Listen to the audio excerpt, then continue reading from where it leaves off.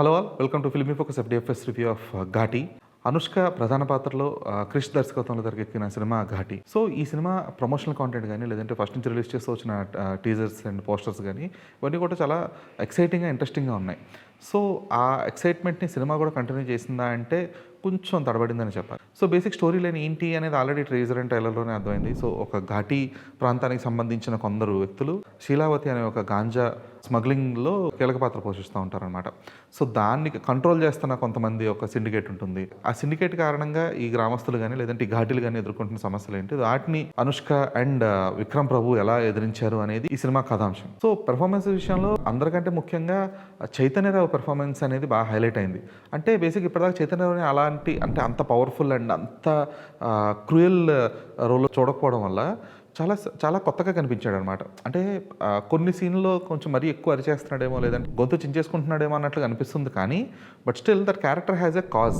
అంటే ఏదో సింపుల్గా వచ్చే ర్యాండమ్గా వచ్చేది కొట్టేశాడు అన్నట్లు కాకుండా it has a proper character arc. అంటే క్రిష్ సినిమాలు అన్నింటిలో కూడా every character will have proper character arc. So ఈ సినిమాలో కూడా బట్ అందరికంటే కూడా బాగా అండ్ కొన్ని చోట్ల డామినేట్ కూడా చేశాడు చైతన్యరావు. సో అతని స్క్రీన్ ప్రెజెన్స్ కానీ, అతని డైలాగ్ డెలివరీ కానీ, ముఖ్యంగా అతని ఆహారం ఏదైతే ఉంటుందో ఫుల్గా గోల్డ్ చైన్స్ వేసుకొని, రింగ్స్ పెట్టుకొని, ఒక రకమైన బాడీ లాంగ్వేజ్తో ఆ స్టైలిష్, ఒక రకమైన స్టైల్ అనమాట అది. సో అంటే ప్రజెంట్ ఎరాలోనే నడుస్తూ ఉంటుంది సినిమా అంతా కూడా. బట్ అతను కనబడడం మాత్రం మనకు ఒక 1980s ఆర్ 1990s విలన్ లాగా అనిపిస్తూ ఉంటాడు. అండ్ అనుష్క ఎప్పటిలాగే చాలా డీసెంట్ పర్ఫార్మెన్స్ ఇచ్చింది. అయితే ఆవిడ పలికించిన చాలా హావభావాలు కానీ, లేదా ఎక్స్ప్రెషన్స్ కానీ సిజీ వర్క్ కారణంగా కనిపించకుండా పోయాయి అనమాట. ఎందుకంటే ఎవ్రీబడి నోస్ లైక్ ఓకే, అనుష్కని కొంచెం సన్నగా చూపించడానికో, లేదంటే కొంచెం అందంగా చూపించడానికో సిజీ వర్క్ అనేది యూజ్ చేస్తూ ఉంటారు. మిస్ శెట్టి, మిస్టర్ పోలి శెట్టిలో కూడా యూజ్ చేశారు, ఇక్కడ కూడా యూజ్ చేశారు.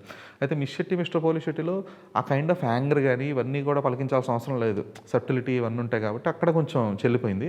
బట్ ఇక్కడికి వచ్చేటప్పటికి ఏవైతే తను ఒక రౌద్రాన్ని పండించాలో, ఎక్కడైతే కొంచెం ఒక అలసటను పండించాలో, ఇలాంటి చోట్ల ఆ ప్రాపర్ ఎక్స్ప్రెషన్ అనేది లేకపోవడం వల్ల ఇది కాదు కదా స్వీటీ మార్క్, అదే అంటే ఇది ఇది ఇది అనుష్క స్థాయి నటన కాదు కదా అనిపిస్తుంది. But that's not the mistake of Anushka. ఇది సిజీ వర్క్ కారణంగా జరిగిన తప్పనమాట. అండ్ విక్రమ్ ప్రభు అంటే అతని కెరీర్ స్టార్ట్ చేసి ఆల్మోస్ట్ 12-13 years అవుతుంది. సో 13 yearsలో ఫస్ట్ టైం ఒక తెలుగు సినిమా చేశారు. సో మిగతా నటుల్లాగా డబ్బింగ్ వేరే వాళ్ళతో చెప్పించకుండా తనే ఈ సినిమాలో తన పాత్రకు డబ్బింగ్ చెప్పుకోవడం అనేది అతను ఒక భాషకి కానీ, లేదంటే ఒక రీజియన్కి కానీ ఇచ్చిన రెస్పెక్ట్ అనమాట. సో ఆ పర్ఫార్మెన్స్ విషయంలో అతన్ని వేలైతే చూపడానికి ఏం లేదు, చాలా బాగా, ఇంకా చెప్పాలంటే చాలా సహజంగా నటించాడు అతను. అండ్ మిగిలిన క్యారెక్టర్స్ లైక్ జగపతి బాబు కానీ, లేదంటే రవీంద్ర విజయ్ కానీ, మిగిలిన క్యారెక్టర్స్ అందరూ కూడా చాలా డీసెంట్ పర్ఫార్మెన్సెస్ ఉన్నాయి. అండ్ తిక్కా ఫేమ్ లారిసా చాలా సంవత్సరాల తర్వాత ఈ సినిమాలో కనబడింది. నాట్ ఎ ప్రామినెంట్ రోల్ అని చెప్పాం కానీ, but she got decent screen space and screen presence as well. And technicalities విషయానికి వస్తే నాగేవల్లి విద్యాసాగర్ ఈ సినిమాకి సంగీతం అందించారు. సో మ్యూజిక్ సౌండింగ్ అయితే కొత్తగా ఉంది ఖచ్చితంగా. అంటే ఎక్కడో విన్న భావన అయితే ఎక్కడ లేదు. ఖచ్చితంగా ఆ విషయంలో జాగ్రత్త తీసుకున్నాడు. అయితే ఏ పాట కూడా గుర్తు కూడా ఉండదు అనమాట. అంటే ఫర్ ఎగ్జాంపుల్ ఏదైనా సినిమా చూసి బయటకు వస్తున్నప్పుడు ఒక పాటో, లేదంటే ఒక బీజిఎం ఏదో కొంచెం హమ్ చేసుకుంటూ బయటకు వస్తూ ఉంటాం. అది అంటే ఒక మైండ్లో అలా ఉండిపోతుంది అనమాట. అట్లీస్ట్ ఒక కింద పార్కింగ్కి వచ్చే వరకన్నా, లేదంటే ఇంటికి వెళ్ళే వరకన్నా. బట్ ఘాటిలో ఆ స్థాయి ఇంపాక్ట్ చూపించగలిగే ఒక నేపథ్య సంగీతం కానీ, పాటలు కానీ లేకపోవడం అనేది కొంచెం మైనస్. అంటే కొన్ని సాంగ్స్ వినసొంపుగా ఉన్నాయి, సాహిత్యపరంగా బాగున్నాయి, బట్ స్టిల్ ఇంపాక్ట్ఫుల్గా లేవు అనమాట. అయితే సినిమాటోగ్రఫీ వర్క్ అనేది డీసెంట్గా ఉంది. ఆ కైండ్ ఆఫ్ లైటింగ్ కానీ, యాక్షన్ కొరియోగ్రఫీని కంపోజ్ చేసుకునే విధానం కానీ ఇవన్నీ కూడా బాగున్నాయి. అయితే ప్రొడక్షన్ డిజైన్ అనేది ఈ సినిమాకి one of the biggest negative asset అని చెప్పాలి. ప్రొడక్షన్ డిజైన్ వైజ్ చెప్పాలంటే చాలా నెగిటివ్ ఆస్పెక్ట్స్ ఉన్నాయి. కానీ ఒక సింపుల్ ఎగ్జాంపుల్ చెప్తా. సో హీరోని పట్టుకోవడానికి పోలీసులు ట్రాకర్స్ పెడతారు డబ్బుల్లో. సో ఆ ట్రాకర్స్ తీసి హీరో బయట పడేయాలన్నమాట. సో పడేస్తాడు. కట్ చేస్తే ఆ ట్రాకర్స్ ఏంటంటే అంటే రెగ్యులర్గా వ్లాగర్స్ కానీ వాళ్ళందరికీ అర్థమవుతుంది చూస్తే, అవి హాలీలాండ్ మైక్స్ అనమాట, రౌండ్గా ఉంటాయి. సో వాటికి జస్ట్ మ్యాగ్నెట్స్ తీసేసి వాటిని ట్రాకర్స్ అన్నట్టుగా చూపించారు. బడ్జెట్ ఇష్యూస్ ఉంటాయి, రెస్ట్రిక్షన్స్ ఉంటాయి కాదనం. కాకపోతే ఆ హాలీలాండ్ లోగో కనబడకుండా అట్లీస్ట్ ఒక బ్లాక్ టేప్ వేయలేమా, లేదంటే దానిపైన ఒక చిన్న పెయింట్లో వేసి దాన్ని కవర్ చేయలేమా, ఆఖరికి ఆ మైక్ బటన్ కూడా కనిపిస్తూ ఉంటుంది.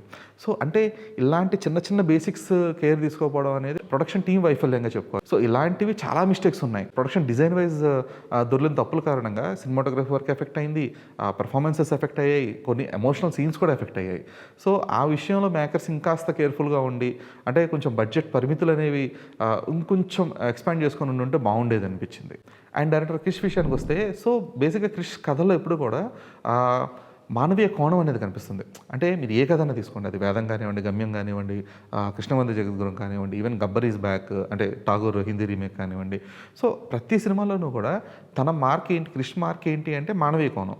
అంటే ఒక మనిషిగా ఒక వ్యక్తి ఎంత ఇబ్బంది పడుతున్నాడు, లేదంటే ఒక మనిషి తాలూకా జర్నీ కానీ, అతని ట్రాన్స్ఫర్మేషన్ కానీ, ఇవన్నీ కూడా చాలా ప్రాపర్గా ఉంటాయి. సో ఈ ఘాటీ విషయానికి వచ్చేటప్పటికి ఆ ట్రాన్స్ఫర్మేషన్, ఆ మానవీయ కోణం అనేది మిస్ అయింది. సో క్రిష్ ఇప్పటిదాకా ఎప్పుడు కూడా కమర్షియాలిటీ హంగులకు అంటే పూర్తి స్థాయిలో తలగ్గకపోయినా అక్కడక్కడ దాన్ని ఆకలింపు చేసుకోవాల్సిన అవసరం అయితే ఏర్పడింది. బట్ ఈ సినిమాలో ఆయన పూర్తి స్థాయి కమర్షియల్ డైరెక్టర్గా ప్రూవ్ చేసుకోవాలనే ఒక ధ్యేయం అనేది సక్సెస్ ఇవ్వలేకపోయిందనే చెప్పాలి. ఎందుకు అంటే there are lots of elements in the film. Best example ఏంటంటే క్లైమాక్స్ ఫైట్ ఉంటుంది. Almost Salaar range fight sequence అనమాట. అంటే కొంచెం ఇన్స్పైర్ అయ్యి తీసుకున్న షార్ట్స్ కూడా ఉంటాయి. అంటే హీరోయిన్ వెనక త్రిశూలాలు కానీ ఇవన్నీ కూడా కాళికాదేవిలా ప్రొజెక్ట్ చేసే కైండ్ ఆఫ్ సీన్స్ ఇవన్నీ ఉంటాయి. బట్ అంటే అంత అంత ఎలివేషన్ ఉన్నప్పటికీ కూడా ఎలివేషన్ని ఎలివేట్ చేసే ప్రాపర్ ఎమోషన్ అనేది మిస్ అవుతుంది.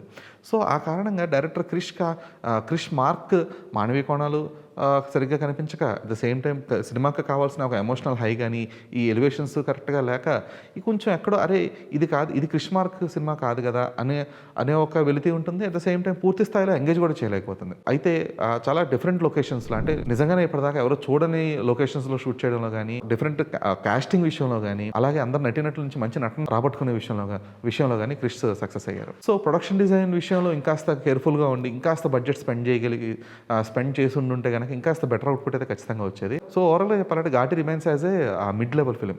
అంటే క్రిష్ స్థాయి ఎమోషనల్ మార్క్ కానీ, అట్ ద సేమ్ టైం కమర్షియల్గా ఒక ప్రాపర్ ఎలివేషన్గా ఇస్తూ ఆ మాస్ ఆడియన్స్ లేదంటే కామన్ ఆడియన్స్ను ఎంగేజ్ చేయగలిగే ఎలిమెంట్స్ కానీ లోపించడం వల్ల ఘాటి అనే సినిమా ఒక సగటు సినిమాగా మిగిలిపోయింది. This is Dheeraj signing off.